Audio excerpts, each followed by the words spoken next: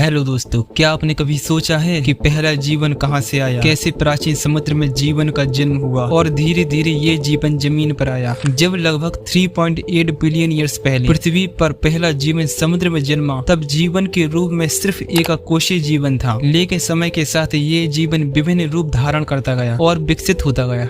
आप सोच कर देखो, क्या होता अगर ये जीवन कभी जमीन पर नहीं आता? क्या इंसान का विकास संभव होता? कमेंट में बताओ। आज हम देखेंगे कैसे जीवन ने समुद्र से निकलकर पहली बार जमीन पर कदम रखा, कैसे पहली मछलियों ने पानी से बाहर निकलना सीखा। और दोस्तों, वीडियो के आखिर में एक इंटरेस्टिंग क्वेश्चन है जिसका जवाब आप सभी को देना है। तो चलिए तैयार हो जाइए इस रोमांचक सफर के लिए।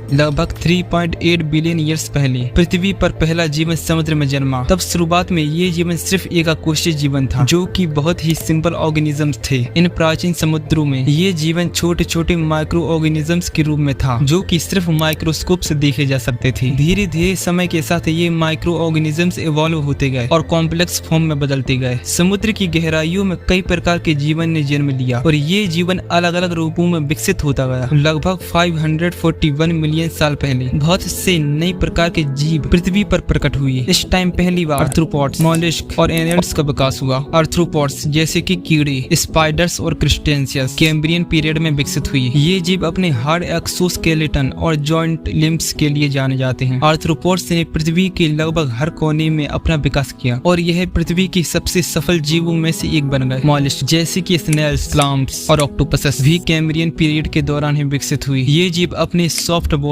और कभी कभी हार्ड सेल्स के लिए जाने जाते हैं। एनिल्स जैसे कि अर्थवॉर्म्स और लीचेस, ये सेगमेंटेड वॉर्म्स अपने फ्लेक्सिबल बॉडीज के साथ जमीन और पानी दोनों में रहते हैं। एनिल्स ने मिट्टी को उपजाऊ बनाने और पृथ्वी के इकोसिस्टम में अपना महत्वपूर्ण योगदान दिया। लगभग 500 मिलियन ईयर्स पहले कैम्ब्रियन पीरियड के दौरान सबसे पहली वर्टिब्रेट्स का विकास हुआ। अब सोच रहे होंगे कि वर्टिब्रेट्स क्या होते हैं। वर्टिब्रेट्स वो जीव होते हैं जिनके पास रीढ़ की हड्डी यानी स्पाइन होती है। इन्हें हमने 5 ग्रुप्स में बांटा है: मछलियां, एम्फीबियंस, रेप्टाइल्स, बर्ड और मैमल्स। ये जीव अक्सर ज्यादा विकसित और कॉम्प्लेक्स होती हैं और इनके शरीर में इंटरनल स्केलेटन होता है जो इन्हें सपोर्ट और प्रोटेक्शन प्रोवाइड करता है। पृथ्वी पर सबसे पहले पाए जाने वाले वर्टिब्रेट्स जॉलेस फिश यानी बिना जबड़े की मछलियां थीं, जो लगभग 480 मिलियन ईयर्स पहले शैलो समुद्र में रहती थीं। माइलियोकोमिंजिया और हाक्यूथीस जैसे प्राचीन जॉलेस फिश को हम पहली वर्टिब्रेट्स मानते हैं। फिर विकास हुआ टेट्रापॉड्स का। टेट्रापॉड्स वे जानवर होते हैं जिनकी 4 पैर होते हैं। टेट्रापॉड्स का विकास मुख्य रूप से डेवोनियन पीरियड में हुआ था। इस पीरियड को एज ऑफ फिशेज कहा जाता है क्योंकि इस पीरियड में मछलियों का अधिक विकास हुआ। जब 416 मिलियन साल पहले डेवोनियन पीरियड शुरू हुआ, तब हमारी धरती अपना रूप बदल रही थी। एक बड़े सुपर कॉन्टिनेंट गोंडवाना जो साउथ पोल से दूर उत्तर की तरफ बढ़ रहा था। एक और दूसरा सुपर कॉन्टिनेंट यूरेमेरिका इक्वेटा यानी भूमध्य रेखा के आसपास बन रहा था। ये north America, northern Europe, Russia और ग्रीनलैंड हिस्सों के मिलने से बना था। दोस्तों, जो डेवोनियन पीरियड है, इसका नाम उस लाल रंग के पत्थरों से आया जो नॉर्थ अमेरिका और यूरोप के टकराने से बने थे। ये पत्थर पहली बार डेवोन इंग्लैंड में देखे गए, इसलिए इस पीरियड को डेवोनियन नाम दिया गया। डेवोनियन पीरियड पैलियोजोइक का हिस्सा है। वैसे इस पीरियड में कई मछलियां हुई, लेकिन सबसे अद्भुत मछलियां अमर्ड प्लोकोडोम्स थी, जो पहली बार सिल्वरियन पीरियड में देखी गई। इनमें ताकतवर जबड़े और ब्लेड जैसी प्लेटें जो दांतों का काम करते थी। शुरुआती प्लेकोडोम्स मॉलस्क और दूसरे इनवर्टिब्रेट्स को खाते थे, लेकिन बाद में ये 33 फीट तक लंबाई वाले खतरनाक मछलियों को काटने वाले मॉन्स्टर्स बन गए। दूसरी तरह के बोन प्लेटेड मछलियां जिनमें जबड़े नहीं थे ने भी अजीब अजीब फॉर्म्स डेवलप किए। कुछ फॉसिल्स में ऐसी स्पीशीज मिली हैं जिनमें घोड़े की नाल के आकार की सिर थी और कुछ राउंडेड शील्ड जैसे दिखते थे। इन पुरानी मछलियों के मजबूत सुरक्षा के बावजूद ये लंबे समय तक टिक नहीं पाई। आज की मछलियों के डेवोनियन पूर्वज 2 मुख्य नॉन आर्मर्ड ग्रुप्स में आते हैं। पहला ग्रुप कार्टिलाजिनस फिश है। इनके स्केलेटन कार्टिलेज से बने होती थी। बाद में शार्क और रेस बन गए। इनके छोटे रफ स्केल्स, फिक्स्ड फिन्स और तेज रिप्लेसेबल टीथ होते थे। दूसरा ग्रुप बॉनी फिश। इनके मैन्युवरल फिन्स और गैस फिल्ड स्विम ब्लैडर्स होते थे जो कि बॉयंसी कंट्रोल करते थे। आज की ज्यादातर मछलियां बॉनी फिश ही हैं। लगभग 385 मिलियन ईयर्स पहले लो फिनेंड फिश